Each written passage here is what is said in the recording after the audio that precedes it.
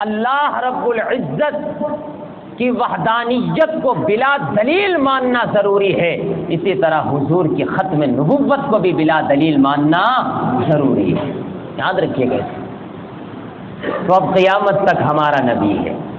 اب تو قیامت تک اب اسی نبی کی شریعت پر جو چلے گا وہ کامیاب ہوگا۔ اگر اب کوئی لا الہ الا اللہ آدم صفی اللہ پڑھے وہ ناکام ہے، لا الہ الا اللہ نوح نجی اللہ پڑھے وہ بھی ناکام ہے، لا الہ الا اللہ یوسف صدیق اللہ پڑھے وہ بھی ناکام ہے، لا الہ الا اللہ موسیٰ کلیم اللہ پڑھے وہ بھی ناکام ہے، لا الہ الا اللہ ابراہیم خلیل اللہ پڑھے وہ بھی ناکام ہے، لا الہ الا اللہ عیسیٰ روح اللہ پڑھے وہ بھی ناکام ہے۔ کامیاب صرف وہی ہے جو صدق دل سے یہی پڑھے لا الہ الا اللہ محمد الرسول اللہ صلی اللہ علیہ وسلم۔